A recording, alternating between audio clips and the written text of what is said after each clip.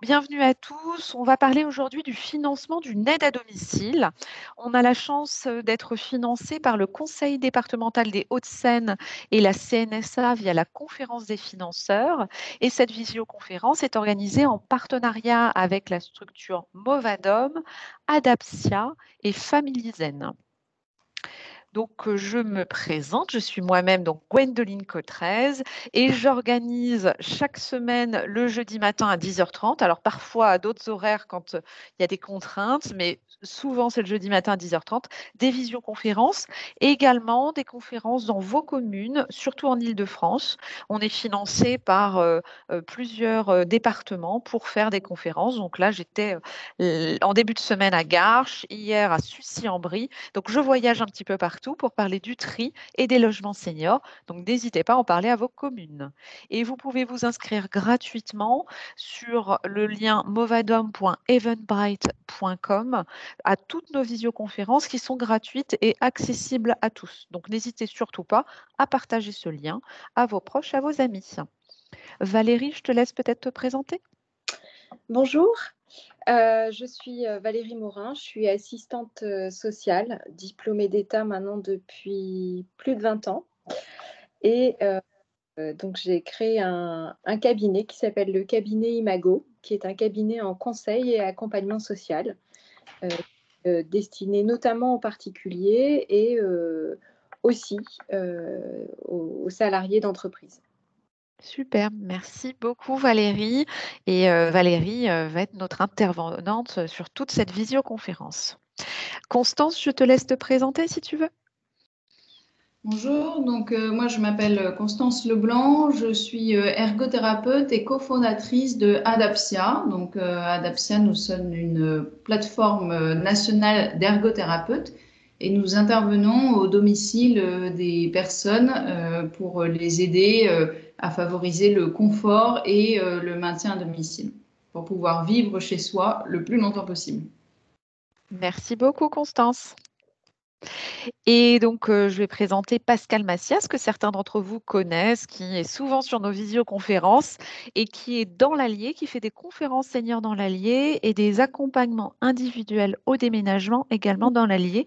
Vous avez son mail pour les personnes qui habiteraient dans l'Allier. N'hésitez pas, il est partenaire aussi de ces visioconférences.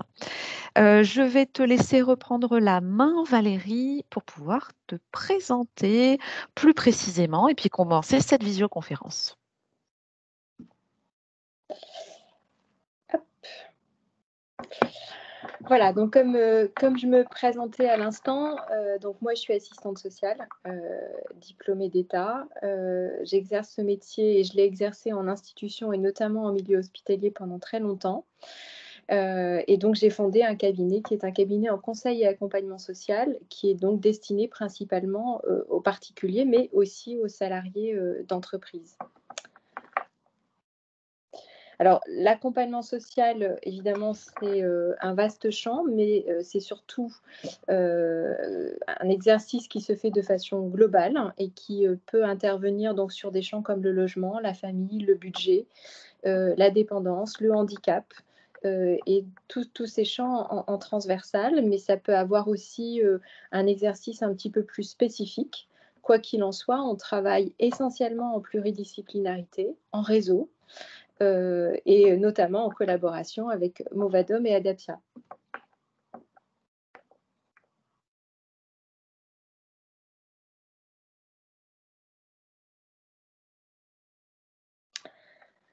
Donc, je vais vous présenter évidemment tout ce qui est du champ, le champ de l'aide à domicile avec tous les dispositifs existants de prise en charge financière.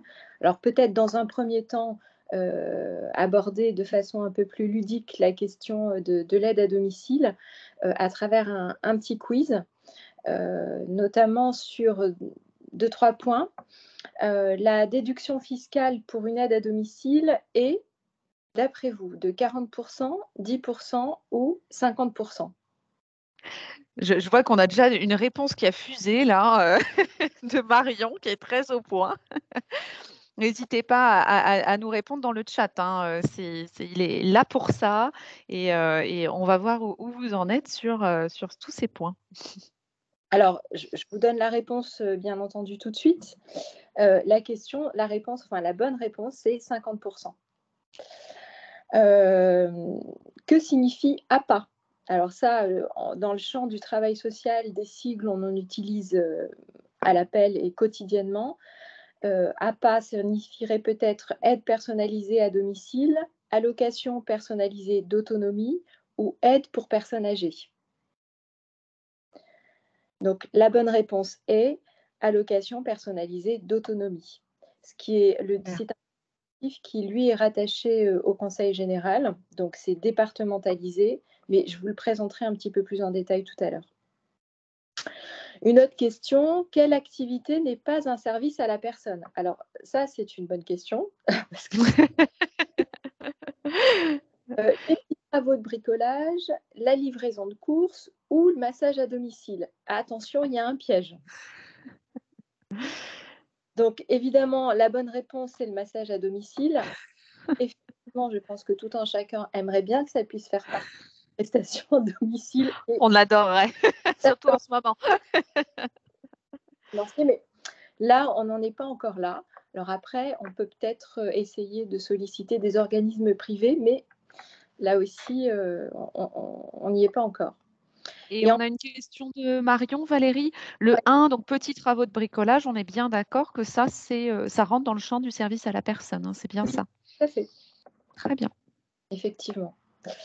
À quoi sert le GIR? Alors ça aussi, encore, ce sont des sigles qu'il faut pouvoir comprendre et interpréter, qui ne sont pas forcément toujours très accessibles. Calculer le tarif horaire de son aide à domicile, déterminer l'autonomie d'une personne ou évaluer le niveau de ressources d'une personne. Alors je vous donne la réponse tout de suite. Évidemment, c'est déterminer l'autonomie d'une personne. Mais ça également, je vais vous le présenter un petit peu plus loin parce que c'est très important et ça va surtout permettre de savoir quel est le dispositif de prise en charge financière en fonction justement de la perte d'autonomie d'une personne que l'on va pouvoir solliciter. Donc c'est un élément fondamental.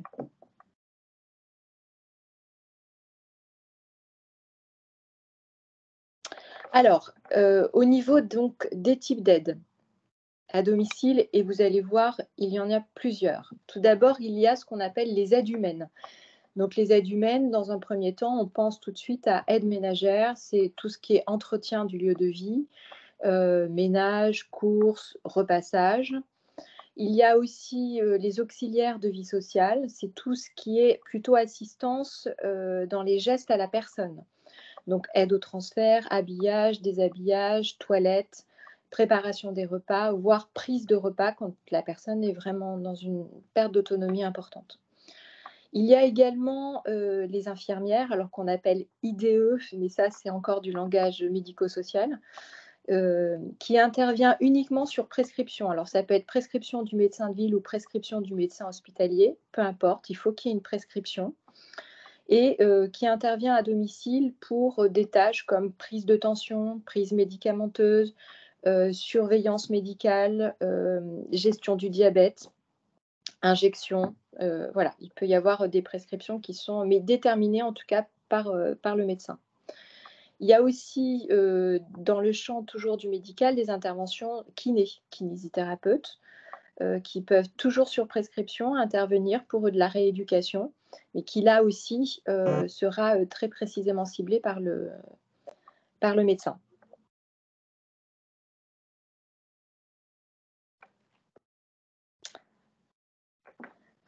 Alors la nature des intervenants, elle peut être assez diversifiée. Vous avez la possibilité de faire appel à un organisme d'aide à domicile qui peut vous proposer deux modes de fonctionnement. Soit un mode prestataire, donc c'est l'organisme qui est employeur de l'intervenant et qui vous délivre cette prestation. Et c'est lui qui va générer tout ce qui est fiche de paye, s'occuper de remplacer l'intervenant s'il vient à être vacant pour une raison ou pour une autre. soit en mode mandataire, et à ce moment-là, c'est vous qui êtes employeur, et l'organisme d'aide à domicile vous met simplement en lien avec l'intervenant. Après, vous pouvez quand même bénéficier d'un soutien et conseil, notamment dans la gestion de la déclaration de cet intervenant. Beaucoup d'organismes le font.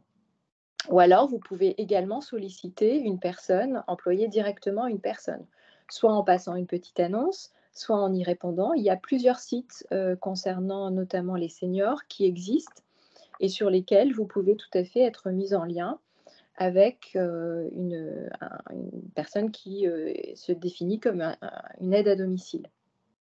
Est-ce qu'il y a peut-être Valérie, des choses sur lesquelles il faut être attentif, justement, quand on passe en direct comme ça? Il y a peut-être des choses sur lesquelles il faut faire attention particulièrement ou Oui, c'est-à-dire qu'il faut quand même être vigilant, notamment à la question de la formation, parce qu'en ouais. général, les aides-soignantes, les auxiliaires de vie, elles ont une formation, pas forcément toujours diplômante, mais elles ont une formation.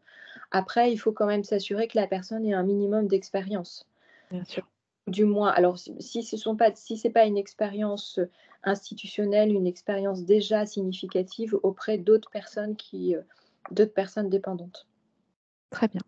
Mais oui, il vaut mieux. Puis peut-être éventuellement qu'elle ait aussi des recommandations. Enfin, Ah oui. pourquoi pas, même si ce n'est pas systématique. Oui, le bouche à oreille, moi j'ai souvent remarqué que c'était le bouche à oreille qui fonctionnait bien dans ces cas-là, hein. Tout à fait. Mais pourquoi pas? Enfin, après, ça marche beaucoup au feeling. Oui. Voilà, si on a une bonne entente, ça se passe bien, la communication se passe bien, et puis après, ça peut être à l'essai aussi. Quoi qu'il en soit, beaucoup, en tout cas de ces organismes d'aide à domicile, d'ailleurs la plupart tous, proposent ce qu'on appelle le crédit d'impôt. Donc ce qu'on a vu tout à l'heure dans le petit quiz, c'est-à-dire la possibilité d'avoir une déduction fiscale de 50% sur ce qu'aura coûté ces interventions d'aide à domicile. Alors par contre, c'est plafonné.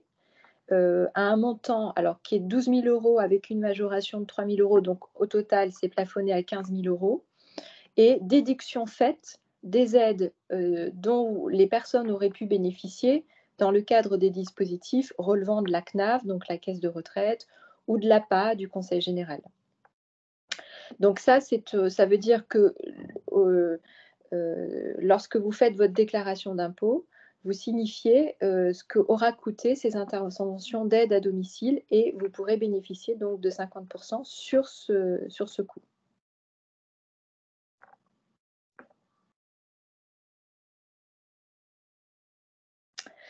Alors, sur les aides, on a vu évidemment qu'il y avait des aides humaines tout à l'heure. Il y a aussi, en termes d'aide à domicile, ce qu'on appelle les aides techniques. Donc, c'est lorsque les personnes nécessitent le fait que soit installé à leur domicile un matériel médical, donc lit médicalisé, déambulateur, canne et tout autre petit matériel qui seront nécessaires à leur assistance et à la mise en sécurité de la personne. Il y a également donc le champ de la téléassistance, bien sûr, qui est donc pour ceux qui ne connaissent pas, donc c'est un système en fait électronique ou digital d'ailleurs, parce qu'il y a plusieurs modes, plusieurs fonctions, qui se matérialise donc par un petit bracelet ou un collier qu'on peut porter autour du cou, et c'est surtout pour prévenir ou en tout cas en cas de chute, pouvoir alerter les urgences, pouvoir alerter les secours et pouvoir alerter toute personne qui serait proche géographiquement et référencée comme personne pouvant intervenir au domicile et ayant les clés. Voilà. Ce que j'avais vu, Valérie, c'est qu'il existait aussi des systèmes, on n'avait même plus besoin maintenant d'avoir de boutons sur soi ou de collier ou de bracelet, mais c'était en fait des espèces de capteurs dans la maison. Enfin, c'était assez impressionnant. Oui. Alors, c'est d'où le côté digital. Donc, tu as des capteurs, mais par exemple, là, tu peux avoir au niveau du poignet exactement le même capteur, c'est-à-dire qui peut sentir au moment où la personne est sur le point de chuter. Ah! Et du coup, alerter tout de suite parce qu'effectivement, on ne sait pas un petit peu dans quelles conditions va se faire la chute.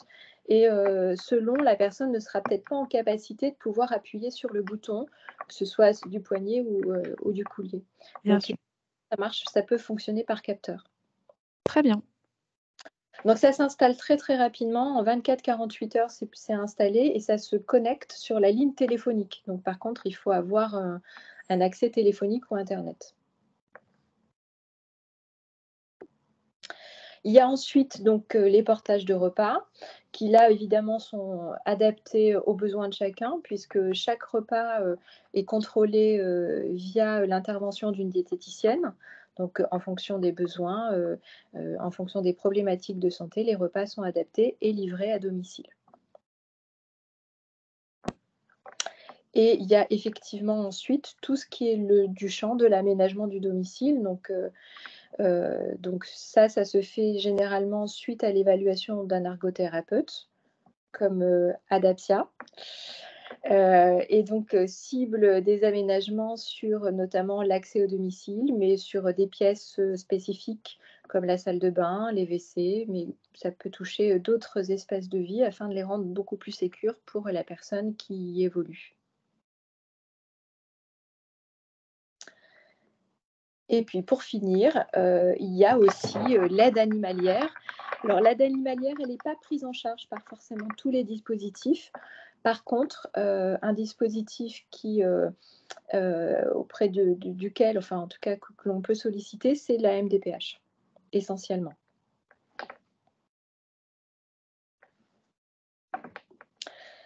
Alors tout à l'heure, donc je vais vous présenter les différentes prises en charge, mais tout à l'heure, on parlait du GIR et je vous disais que c'était effectivement un élément qui était très important parce que ça allait permettre effectivement de pouvoir identifier clairement le dispositif que l'on va pouvoir solliciter. Et effectivement, donc le GIR, lui, spécifie le degré de perte d'autonomie d'une personne. Comme vous pouvez le voir, il est classifié du GIR 1, enfin, ou plutôt du GIR 6 au GIR 1. Le GIR 5, GIR 5, GIR 6, ce sont des personnes qui ont une toute petite perte d'autonomie, voire une perte d'autonomie ponctuelle. Une personne qui vient de se faire opérer de l'épaule, qui en temps normal est tout à fait autonome, mais qui a besoin d'un temps de rééducation et de récupération de sa motricité, va plutôt relever d'un GIR 5, GIR 6. GIR 3, GIR 4, on va considérer que là, on rentre quand même dans une perte d'autonomie qui va s'inscrire plutôt qui va s'inscrire dans le temps, même si ça reste une perte d'autonomie, on va dire moyenne, intermédiaire. GIR 1, GIR 2, là par contre, on va être sur une perte d'autonomie beaucoup plus conséquente.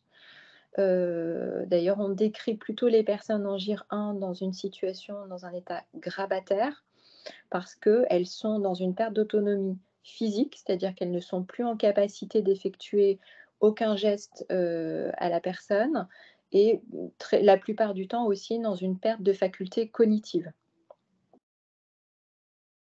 Ce GIR, je trouve ça très intéressant effectivement que tout le monde puisse le connaître parce que c'est vrai que c'est quelque chose dont on parle beaucoup nous, en termes, professionnels, mais qui est pas forcément connu du grand public. Comment est-ce qu'il est calculé? Qui le calcule en fait, ce GIR-là? Alors, en règle générale, c'est plutôt les soignants, les médecins, enfin, en milieu hospitalier. Quand une personne est hospitalisée, c'est l'équipe soignante qui calcule le GIR en fonction de ce qu'elle peut faire, pas faire. C'est-à-dire que souvent, on détermine est-ce que la personne est capable, par exemple, de se lever seule? Est-ce qu'elle est capable de s'habiller seule? Est-ce qu'elle est capable de faire sa toilette seule? Est-ce qu'il y a des gestes qui lui sont difficiles? Est-ce qu'elle peut se baisser, pas se baisser? Voilà, tout ça, ça rentre dans des critères d'évaluation. Est-ce qu'elle est dans la communication, dans le contact? Est-ce qu'elle a des moments de désorientation, d'absence, perte de mémoire? Tout ça, ce sont des éléments qui vont permettre d'évaluer quel sera le GIR de la personne et du coup, de savoir effectivement quel est son degré de perte d'autonomie. Très bien.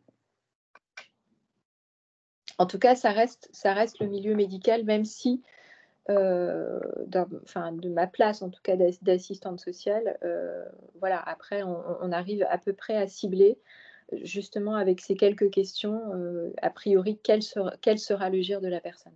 Oui, oui, moi j'ai déjà fait effectivement en test un petit peu pour des proches et sur internet, j'avais trouvé, des listes de questions et on le remplit, ça nous donne, une idée du GIR, mais ouais. Alors, petite précision parce que quand même c'est important, même si, ça n'aura peut-être échappé à personne, mais quoi qu'il en soit, tout ce qui relève du soin, du médical, donc intervention infirmière, intervention kiné, c'est pris en charge, par la sécurité sociale. À partir du moment où c'est prescrit, c'est pris en charge par la sécurité sociale. Normalement, ça doit être pris en charge à 100 %. Quand ça ne l'est pas, il faut qu'il y ait une complémentaire santé.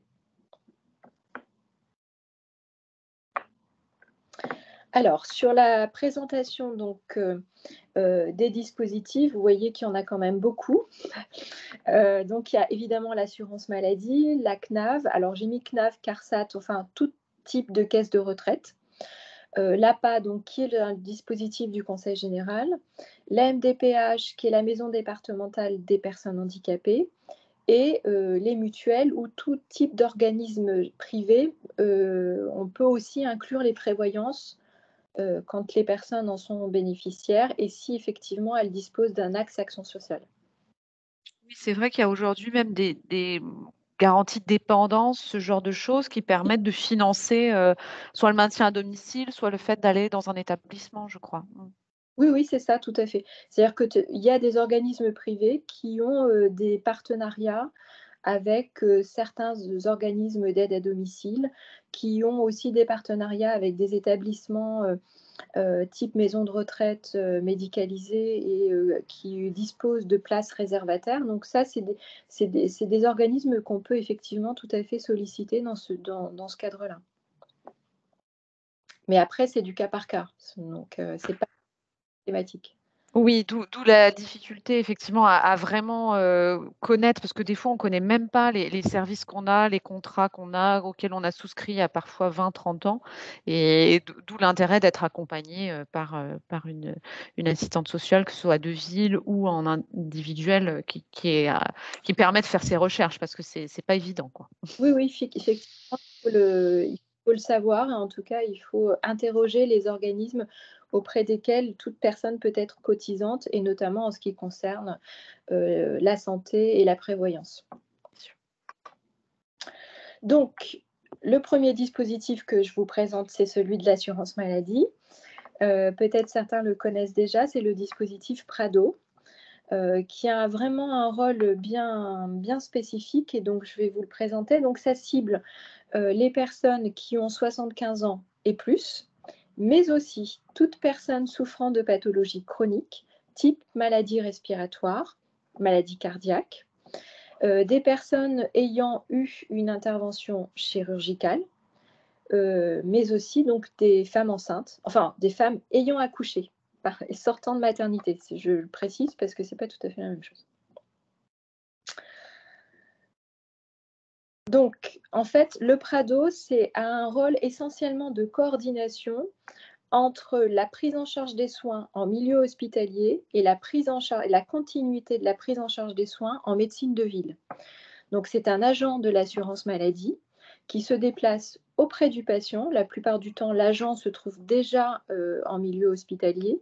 Il est sollicité par l'équipe soignante. Il se déplace auprès du patient, l'informe de la requête qui a été émise par l'équipe soignante et donc requiert auprès de lui son accord, tout simplement, pour pouvoir faire cette coordination entre le moment où le patient va sortir du milieu hospitalier et le moment où il va rentrer chez lui avec son médecin traitant et avec tous les intervenants qui pourraient être sollicités, c'est-à-dire infirmières, kinés, et donc va planifier tous les rendez-vous qui devront être mis en place pour assurer la prise en charge du patient qui va sortir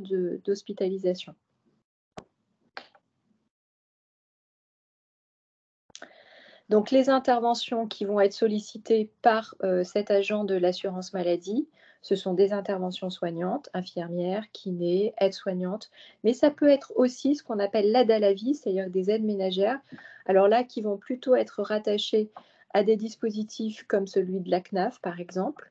Donc, ça va être soumis évidemment à conditions de ressources, mais cette aide ménagère pourra notamment intervenir sur des missions comme courses, repassage, préparation des repas, ménage et autres. Donc, par contre, le Prado, lui, est un dispositif qui va pouvoir se maintenir sur une durée maximum d'1 mois. Donc, c'est quand même relativement court. Et encore une fois, c'est dans un rôle essentiellement de coordination des interventions soignantes à domicile, et notamment avec le médecin de ville, qui ensuite, d'ailleurs, le médecin qui prendra contact avec le patient 1 semaine, 8 à 10 jours, je crois, une fois que le patient sera sorti de l'hospitalisation. Mais c'est un dispositif qui est tout à fait cumulable avec tous les autres dispositifs que je vais vous présenter, c'est-à-dire l'APA, la CNAV, la MDPH et les mutuelles.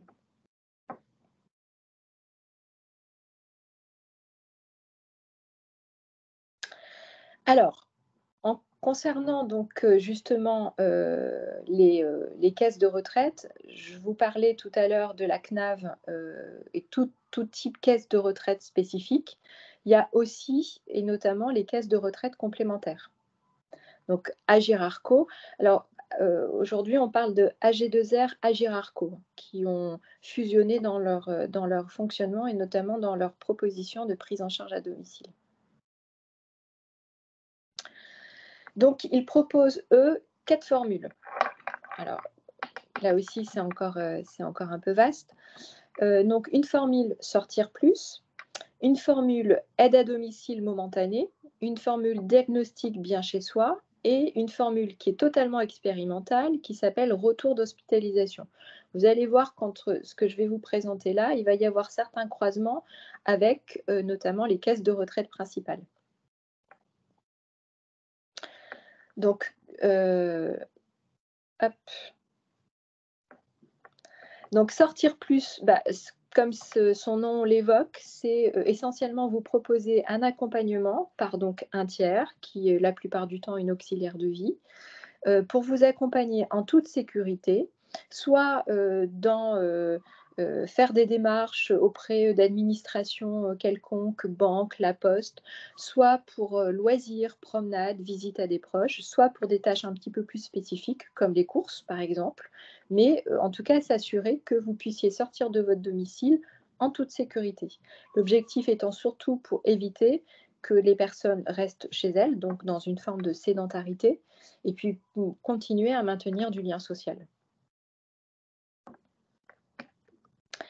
Une autre formule proposée toujours par les caisses complémentaires, donc diagnostic bien chez moi, donc ce qui veut dire que vous avez une évaluation qui est faite pareil de votre domicile pour s'assurer que votre domicile est suffisamment adapté et suffisamment sécure à votre problématique de santé.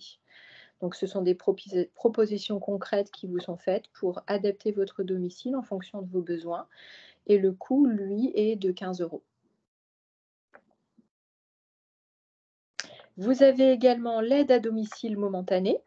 Donc, c'est lorsque vous vous retrouvez dans une phase de difficulté plutôt passagère suite à une opération, une hospitalisation, ou parce que l'aidant que vous aviez habituellement auprès de vous est absent.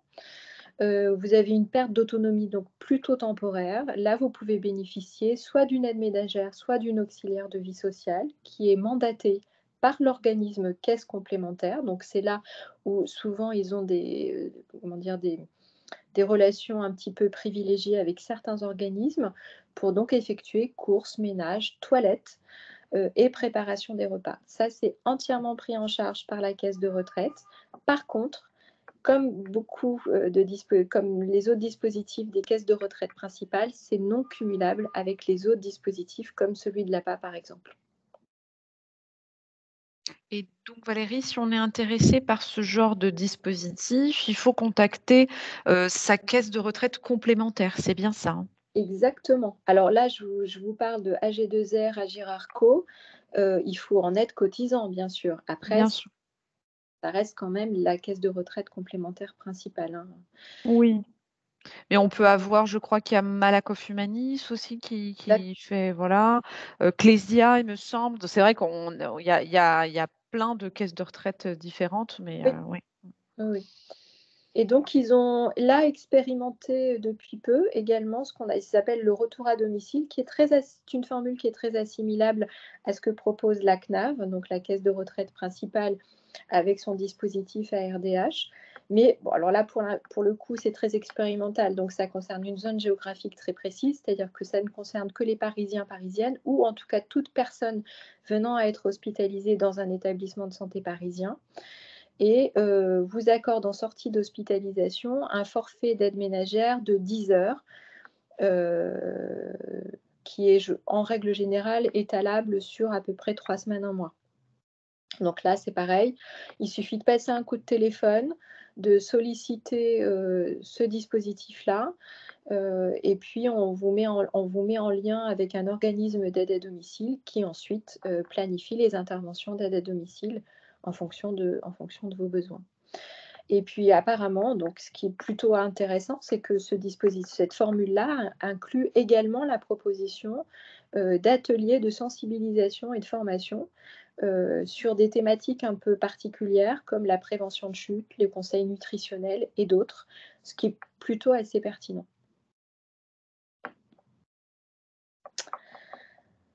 Voilà, je vous présente maintenant le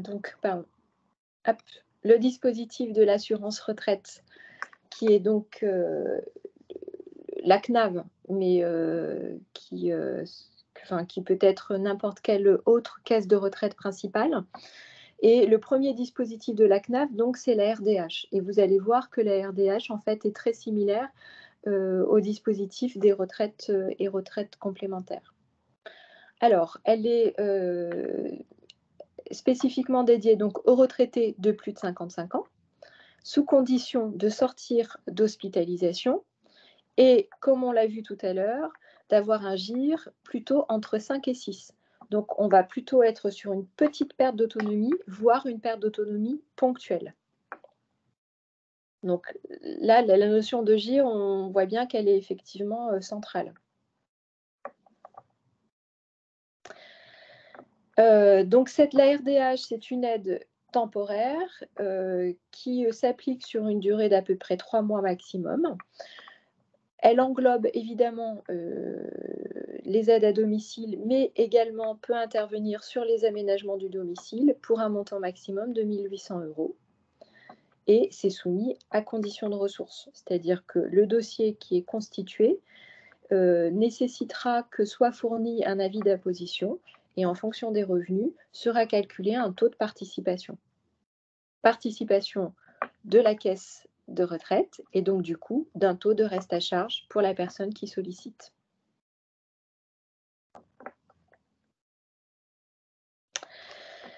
Il suffit donc simplement de saisir, donc de constituer un dossier bien évidemment, de saisir un évaluateur CNAV en fonction des zones géographiques, en fonction de l'endroit où vous vous situez, l'évaluateur ne sera pas le même. Donc là, il vaut mieux passer effectivement par un travailleur social, que ce soit une assistante sociale hospitalière, une assistante sociale de ville ou une assistante sociale privée, peu importe.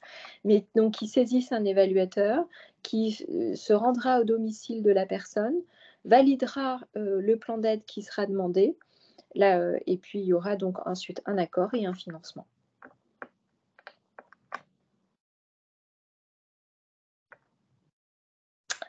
Un autre dispositif de la CNAV qui est bien vieillir chez soi, donc qui concerne tous les retraités qui sont rattachés à cette caisse de retraite. Donc encore une fois, chaque caisse de retraite spécifique a ce type de dispositif. Donc il faut pouvoir se mettre en contact avec sa caisse de retraite principale. Quand je dis caisse de retraite principale, c'est la caisse qui verse la retraite la plus importante. Ça peut être, il me semble, MSA, la MSA, ou une CARSAT aussi, hein, selon les départements, enfin les régions dans lesquelles on est, c'est ça. Exactement, tout à fait. Il faut avoir plus de 55 ans, ça c'est comme la RDH, pareil, et connaître des difficultés dans la vie quotidienne. Donc là, on sera plutôt sur une perte d'autonomie qui peut aller même jusqu'au GIR 4.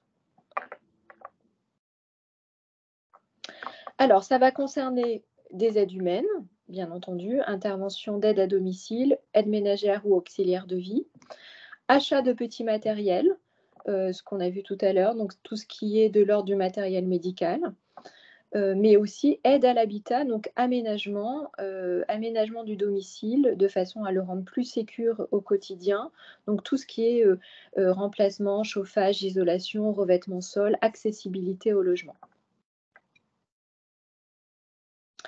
Donc, il suffit là aussi, pareil, de constituer un dossier qui est un dossier social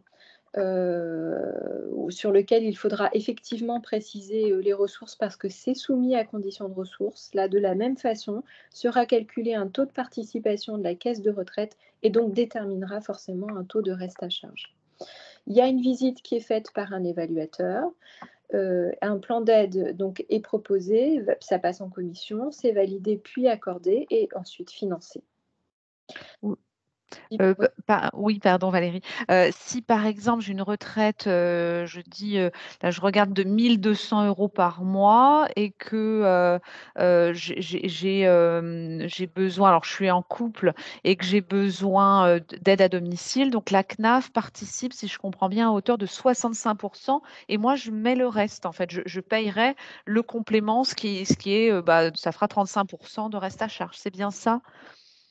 Oui, c'est ça, c'est-à-dire qu'effectivement, comme c'est indiqué sur le tableau, en fonction des ressources, alors d'abord en fonction de la composition familiale et des Ah ressources oui. du foyer, parce que ça aussi, ça compte, la CNAF va déterminer un taux de participation. Donc pour une personne seule qui a une retraite, comme là par exemple indiqué entre, tu disais 1 200 €, effectivement, la participation de la CNAV, elle sera que de 37%. Oui, ouais, c'est ça et ce qui est toujours difficile et délicat, moi, dans les personnes que j'ai pu rencontrer, c'est que pour 1 €, on peut sauter de tranche et ça peut être, ça peut être un peu il y a un sentiment d'injustice qui peut arriver à se dire: «Bon Ouais. voilà, j'aurais eu 10 € de moins de retraite et ben, on m'aurait financé, peut-être beaucoup plus, sur mon aide à domicile».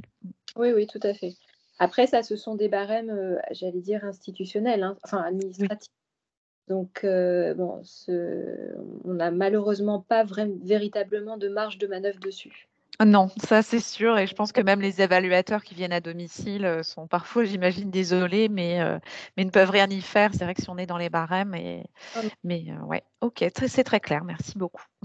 c'est assez fixe. Alors, bon, pour vous présenter un petit peu donc un dossier d'aide, de bien vieillir chez soi. Donc vous voyez que essentiellement, on vous demande donc déjà des renseignements administratifs, donc déclinez votre identité, votre situation familiale. Vous êtes seul ou vous avez un conjoint qui lui-même a une retraite. C'est pas tout à fait la même situation. Il faut que ça puisse être pris en considération. Ce qui est pris en considération, c'est les ressources du foyer, encore une fois. Donc le fait que, voilà, c'est ça, connaître votre situation familiale, le contexte de votre demande, connaître également, enfin savoir si vous avez sollicité d'autres dispositifs ou pas, parce que ce dispositif-là, mais comme les autres d'ailleurs, ne sont pas cumulables entre eux. Donc là, si vous bénéficiez d'un autre dispositif par ailleurs, la CNAF ne pourra pas intervenir auprès de vous. Les personnes à contacter pour le suivi de votre dossier, donc là, vous pouvez tout à fait nommer une personne, alors soit un travailleur social, une institution, soit un tiers qui fera référence et qui pourra être prévenu en cas de besoin. Et puis donc forcément, fournir les justificatifs administratifs qui correspondent à votre situation. Donc un travailleur social, Valérie, peut très bien aider, dans le montage de ces dossiers, j'imagine? Tout à fait. Oui, oui, tout à fait. C'est quelque chose qu'on fait de façon quasi quotidienne.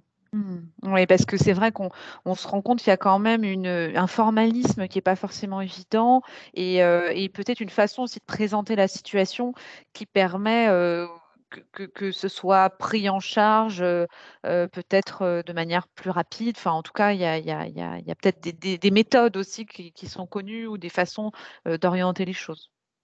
Oui, et puis surtout, c'est-à-dire qu'après, nous, on sait aussi quels sont les dispositifs. D'abord, on sait les dispositifs qu'il faut saisir, mais on connaît aussi le timing de la Ouais. mise des dispositifs et ceux qu'on va pouvoir solliciter dans un premier temps, ceux qu'on va solliciter dans un deuxième temps, ceux qu'on va pouvoir cumuler et ceux qu'on ne peut pas cumuler. Et quand on est face à une personne qui effectivement a une perte d'autonomie, on va dire un peu brutale, et qui va avoir besoin rapidement d'avoir des aides à domicile, on ne va pas pouvoir se permettre d'attendre que la CNAV ou le Conseil général se saisisse du dossier dans un délai qui peut parfois aller jusqu'à 2 mois. Donc on sollicite des dispositifs intermédiaires. Les organismes privés que je vais vous présenter tout à l'heure en font partie, la RDH aussi, sauf que quand on sollicite la RDH au préalable des autres dispositifs, en règle générale, on passe un peu sous silence, mais de façon très discrète, le fait qu'on a quand même sollicité un autre dispositif que la RDH. Mais voilà, nous on Oui, sollicite. oui.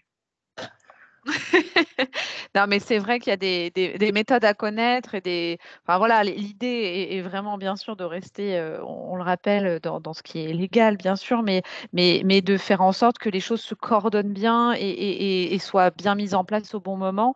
Richard nous parlait des clics. Bien sûr, les clics sont des lieux ressources où vous pouvez avoir l'aide d'un travailleur social, hein, c'est bien ça. Oui, oui, tout à fait. C'est les coordinations locales de gérontologie. Alors après, selon certains secteurs géographiques, ça se nomme espace autonomie ou maison des aidants et des aînés. Bref, ils ont une coordination. Oui, moi je Mais connais des PAT aussi, des pôles autonomie territoriaux. Enfin, il y a un petit peu de tout, hein. et effectivement, vous avez des personnes qui peuvent tout à fait vous accompagner dans ces démarches-là, être source de conseils et d'informations. Alors je crois que certains font des visites à domicile, mais il me semble de moins en moins, enfin en tout cas sur certains secteurs géographiques de moins en moins, mais certains sont amenés à le faire, mais en tout cas sont tout à fait sollicitables, oui. Oui. Et les CCAS aussi, ce qu'on appelle les centres communaux d'action sociale, certains aident aussi dans ces dossiers. Qui ont d'ailleurs des pôles seniors dédiés à ce type d'accompagnement. Les CCAS sont inclus, enfin oui, oui, complètement.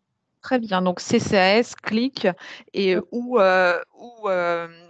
travailleurs sociaux indépendants qui travaillent à leur compte et qui peuvent aussi vous accompagner. C'est vrai qu'il y a un panel assez large quand même de possibilités. Tout à fait. Oui, oui, enfin, en tout cas, dans ce champ-là, il y a plusieurs interlocuteurs possibles, effectivement. Alors, un autre dispositif qui est celui du Conseil général, qu'on appelle donc l'APA, petit rappel, c'est allocation personnalisée d'autonomie, bien sûr. Et donc, l'APA est dédiée aux personnes de plus de 60 ans. Donc là, on passe sur une autre tranche de GIR, donc qui est pour des personnes qui sont entre un GIR 1 et un GIR 4. C'est sans condition de ressources. Ça veut dire que toute personne, quelles que soient ses ressources, peut constituer un dossier d'APA. Par contre, en fonction des revenus, comme la CNAV, l'APA va calculer un taux de participation et du coup un reste à charge. Alors, à contrario par rapport au dossier CNAV, le dossier d'APA, lui, comporte 2 volets. Un volet social, donc volet social administratif, et un volet médical qui doit être rempli, donc soit par votre médecin traitant, soit par un médecin spécialiste, soit par un médecin hospitalier. Peu importe. L'essentiel étant que dans le certificat médical soit surtout mis en avant la problématique de santé de la personne et du coup sa perte d'autonomie. Le dossier passe, donc est envoyé évidemment au Conseil général. Ça passe en commission, un référent APA, alors ça peut être même 2 référents APA, enfin une équipe médico-sociale, généralement un travailleur social, une infirmière, se rendent au domicile de la personne, la rencontre, réévalue le plan d'aide avec elle, Si tout le monde est d'accord à ce moment-là, le plan d'aide est signé par le bénéficiaire, c'est validé en commission, puis financé.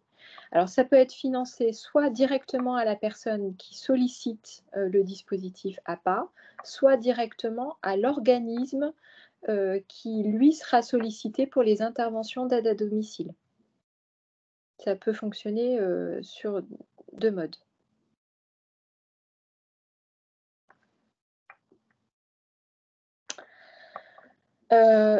Donc là, vous avez, comme pour tout à l'heure, comme pour la CNAV, une idée approximative, enfin une idée, oui, du taux de participation, en tout cas de l'aide qui peut être octroyée par l'APA, et ce, en fonction des ressources.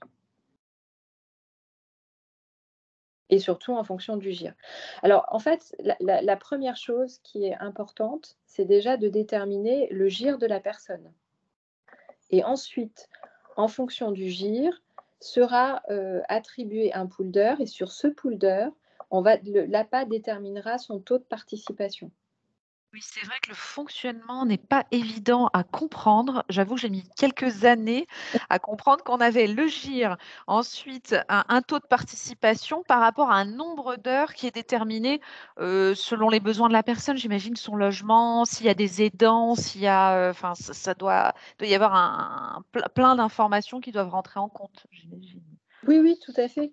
Mais en tout cas, on détermine d'abord le GIR de la personne pour savoir quel est le pool d'heures qui peut potentiellement lui être attribué. Donc, un pool Très d'heures, bien.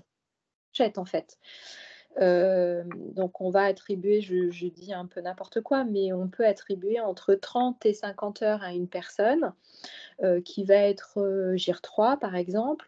Et sur ce pool d'heures, en fonction de ses revenus, l'APA va déterminer un taux de participation. Très bien. Donc, par exemple, je ne sais pas, il y aura un taux de participation de 50% de l'APA et 50% par la personne. Sur le reste à charge pour la personne, elle pourra avoir une déduction de 50% de crédit d'impôt dont on parlait tout à l'heure. C'est bien ça? Ça, c'est des choses qui peuvent. Ouais. Et donc, ça permet quand même, on a un champ très important de financement possible et il ne faut pas s'arrêter à une première demande d'aide, par exemple. Ah non, non, non, il faut absolument, d'abord, en règle générale, de toute façon, tous les organismes d'aide à domicile maintenant, aujourd'hui, sont en capacité de pouvoir proposer un crédit d'impôt. Donc là-dessus, je pense pas vraiment de...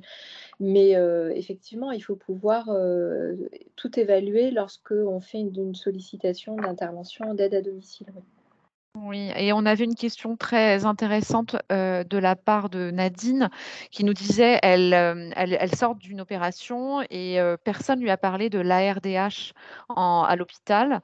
Donc je lui disais de se rapprocher du CCAS ou du CLIC pour voir s'il y avait des solutions. Mais ce que nous disait Marion, c'est que l'ARDH ne peut plus être, enfin une fois qu'on est sorti de l'hôpital, Non, a priori, ouais, c'est trop tard. Bon, bah, c'est-à-dire que la RPA peut être sollicitée limite jusqu'au dernier jour d'hospitalisation et pas plus. d'accord. Pas plus. Bon, après, il y a sans doute d'autres dispositifs auxquels Nadine pourra faire appel, qui ne seront pas la RDH, mais pour l'accompagner dans sa sortie d'hospitalisation quand même. Oui, tout à fait. Alors après, en fonction de sa situation, donc ça, c'est Bien sûr. effectivement à étudier. Je peux pas y répondre de façon très précise comme ça, mais en fonction de sa situation et en fonction de ses besoins, oui, je pense qu'il doit être possible de pouvoir trouver d'autres dispositifs. Il en existe quand même pas mal. Après, il faut voir si, encore une fois, elles rentrent dans certains critères d'éligibilité. Bien sûr. Très bien. Ensuite, donc un autre dispositif qui est celui donc de la MDH, pardon, la MDPH, je vais y arriver, qui est la Maison départementale des personnes handicapées, qui est une très très grosse maison, puisque donc ça regroupe sous le champ du handicap aussi bien, ça concerne aussi bien les adultes que les mineurs, et propose différentes prestations, et notamment une prestation qu'on appelle la PCH, qui est la prestation compensatrice du handicap. Donc, qui est spécifiquement ciblée pour tout ce qui concerne les aides à domicile, les aménagements du domicile, enfin, voilà. Donc ça, je vais vous présenter ça. Donc, pour pouvoir solliciter la MDPH, il faut avoir moins de 60 ans ou bien avoir une invalidité déclarée avant cet âge ou être en activité encore après cet âge. C'est les petits distinguos. En règle générale, la MDPH, on la sollicite plutôt pour les personnes de moins de 60 ans. Quand on est, enfin, après, c'est des pratiques qu'on a un peu au quotidien, mais voilà, c'est pas. Donc, il faut avoir 2 difficultés graves dans la réalisation des actes de la vie quotidienne, définitivement ou à moyen terme, comme par exemple ne plus être en capacité de marcher, de se laver, de s'orienter, de se repérer, mais également de s'exprimer. Donc là, le handicap, il cible aussi bien une incapacité physique, physiologique que cognitive. On a, Valérie, une demande de Josette qui nous demande si l'APA, on peut la demander quand on est hospitalisé, en cours d'hospitalisation. Oui, tout à fait. Oui. Par contre, l'évaluation à domicile, l'évaluation faite par l'équipe de référent APA ne se fera que quand la personne sera chez elle. D'accord, très bien. Mais, alors ce que je ne vous ai pas précisé tout à l'heure, mais par contre, l'APA, on peut, et ça c'est, j'allais dire un peu un accès privilégié des travailleurs sociaux, mais CLIC, CCAS confondus, on peut solliciter l'APA en urgence. Il y a Très bien. certains qui le proposent. Donc ça veut dire, parce qu'en règle générale, lorsqu'on constitue un dossier d'APA, qu'on l'envoie et qu'il est enregistré, qu'il y a un rendez-vous qui est fixé, il faut compter à peu près 1 mois et demi, 2 mois. Alors, c'est très variable d'un département à l'autre, mais c'est le temps classique du traitement du dossier. C'est pour ça que lorsqu'il y a urgence, d'abord, on peut solliciter d'autres dispositifs intermédiaires, mais certains départements proposent également de solliciter l'APA en urgence. Et là, ça met à peu près 15 jours. D'accord, très bien. Ah oui, donc ça peut être très rapide, notamment s'il y a eu un changement pour la personne suite à l'hospitalisation qui fait qu'elle a besoin d'aide spécifique. Bah oui. Et on a une autre demande de Zolo. Si on a besoin de petits bricolages pour notamment installer des barres d'appui, mettre des meubles à niveau, est-ce que donc le crédit d'impôt, là, je crois qu'il fonctionne pour le petit bricolage. Oui. Et il y a des plafonds, par contre, il me semble, qui sont Oui. spécifiques. Et par contre, elle nous demande s'il y a d'autres financements. Est-ce que sur le bricolage, je ne sais pas si l'APA peut venir là-dessus. Je pense que l'APA pourrait intervenir sur la prise en charge du matériel, mais Oui, d'œuvre. d'accord. Oui, là, c'est vraiment spécifique. Donc, ça sera crédit d'impôt et pas forcément. Et on a Françoise, merci Françoise pour votre participation, qui nous dit c'est 500 € annuels de petits bricolage, a priori le plafond pour du bricolage. Donc, ça vous fait quand même une petite enveloppe qui peut être intéressante de crédit d'impôt pour pouvoir faire des aménagements à un coût un petit peu moins élevé. Super, merci Valérie.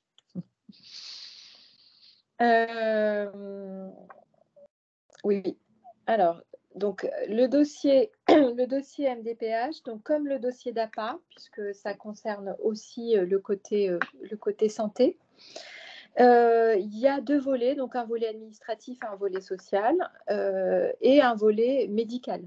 Donc là, pareil, le certificat médical peut être rempli soit par votre médecin traitant, soit par un médecin spécialiste, soit par un médecin hospitalier. Là aussi, peu importe.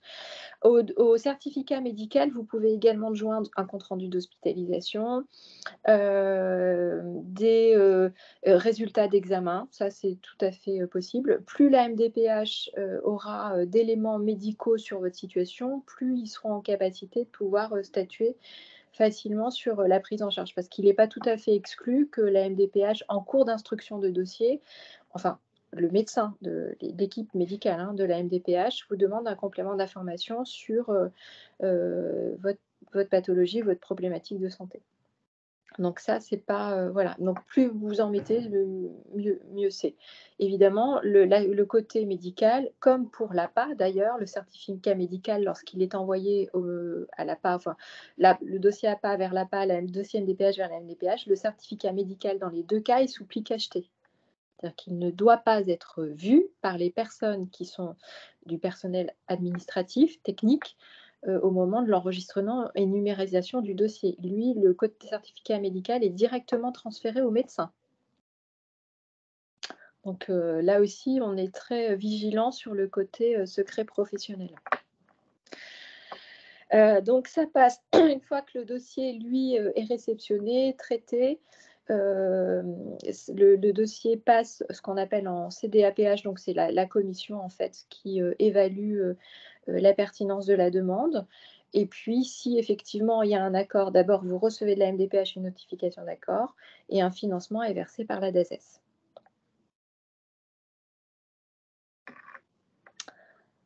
Voilà pour la MDPH.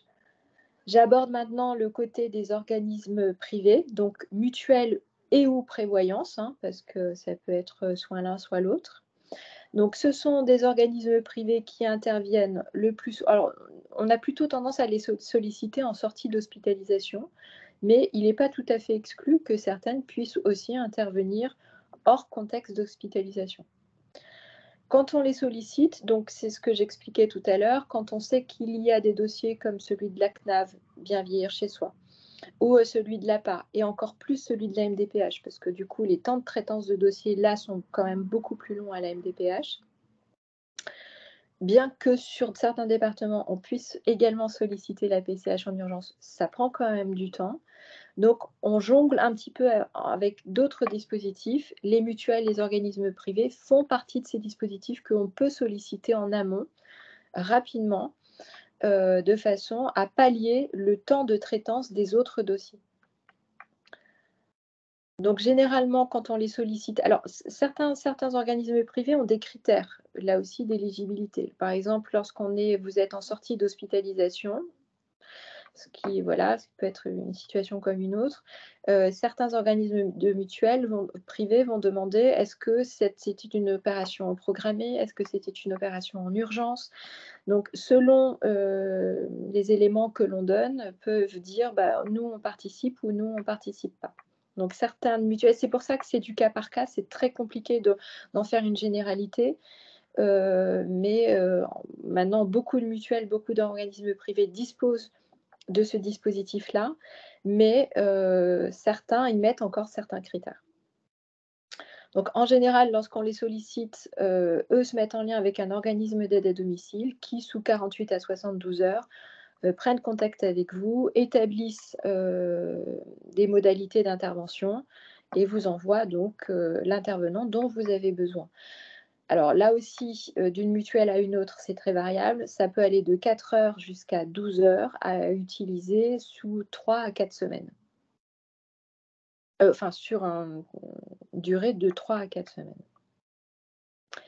Et c'est tout à fait cumulable, puisqu'on l'utilise très fréquemment en amont des autres dispositifs avec l'APA, la CNAV et la MDPH. Superbe. Alors, on a des questions, Valérie. Déjà, j'ai Nicole qui nous demande si on aborde l'installation d'une douche. Alors, Nicole, on a fait une autre visioconférence sur le financement de l'adaptation du domicile. Je vous invite à la retrouver sur notre chaîne YouTube qui était faite aussi par Valérie. Et on a préféré découper parce que déjà, je le sais, c'est très dense à chaque fois. Et je pense que c'est nécessaire de vraiment faire deux parties. Et on a Elisabeth qui nous dit merci beaucoup. Donc, merci Valérie. Mais ça reste compliqué. Alors ça, je suis complètement d'accord. Quand il y a un aidant, souvent. Oui. J'essaye d'être le plus pédagogique possible, mais c'est c'est pas simple. C'était parfait Valérie. Mais c'est vrai que ça reste des sujets délicats et c'est vrai que quand il y a un aidant, souvent ça lui retombe un petit peu sur les épaules, hein, tout ça, de faire les dossiers. Donc n'hésitez pas surtout à vous tourner vers un travailleur social. Que dans un CCS ou un CLIC, c'est gratuit, hein, ils vont vous recevoir gratuitement. Donc faut vraiment pas hésiter, même en ce moment, à prendre rendez-vous. Et puis après, vous avez des travailleurs sociaux comme Valérie en indépendant qui sont disponibles aussi. Donc, il y a plein de possibilités. Alors, je te remercie beaucoup. Oui, tu avais quelque chose, Valérie, à ajouter peut-être? Juste rebondir sur ce que tu venais de dire et c'est très très important.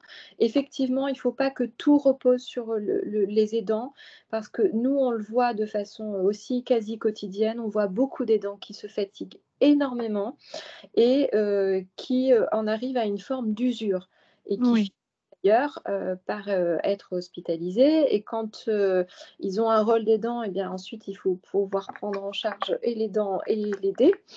Donc, c'est très important que ces personnes aussi se ménagent et puissent s'appuyer sur, j'allais dire, des forces vives existantes, donc le CLIC, le CCAS et autres, qui là peuvent tout à fait prendre le relais à un moment donné et même trouver des solutions de relais pour eux, pour les aidants, c'est-à-dire dans les moments où ils auraient besoin de souffler, besoin que quelqu'un les relaye dans leurs tâches. Ça, c'est tout à fait possible.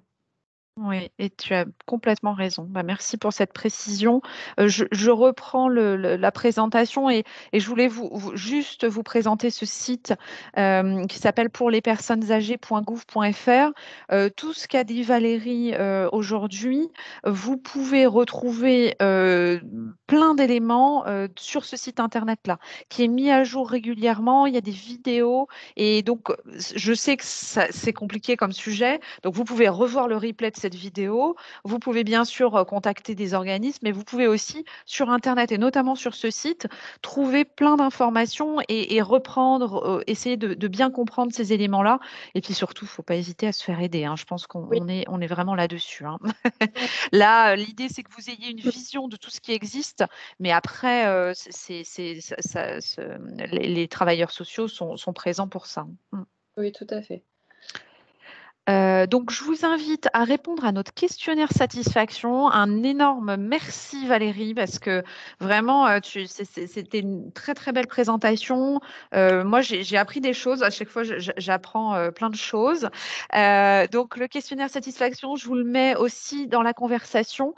Ça nous aiderait beaucoup que vous puissiez y répondre. Ça nous permet pour nos financeurs de savoir combien vous êtes, si ça vous a plu. Et puis surtout, nous donner aussi votre avis sur de prochaines thématiques. J'ai Elisabeth qui me demande la prochaine thématique. Alors, je vais pouvoir vous le dire de suite. Alors, on part sur un sujet beaucoup plus léger, mais que j'ai vraiment sélectionné. Et vous allez voir une autre Valérie avec qui je travaille en ce moment, fabuleuse également, qui va nous présenter comment choisir un voyage organisé. Alors là, on va voyager. Elle nous a prévu des jeux, des choses comme ça. Donc, c'est le 26 janvier à 10h30. Vous pouvez vous inscrire comme la dernière fois sur movadom.eventbrite.com. N'hésitez pas à venir très, très, très nombreux. Et si vous avez des questions, alors on va les reprendre juste après les questions, pas d'inquiétude qui arrivent. Je vois qu'il y a plein de questions qui arrivent. Mais sinon, vous pouvez m'envoyer un mail à contact@movadom.com. Et on remercie chaleureusement nos financeurs qui sont la CNSA et le département des Hauts-de-Seine via la conférence des financeurs qui nous permettent de faire ces conférences. Donc merci à eux et merci à tous.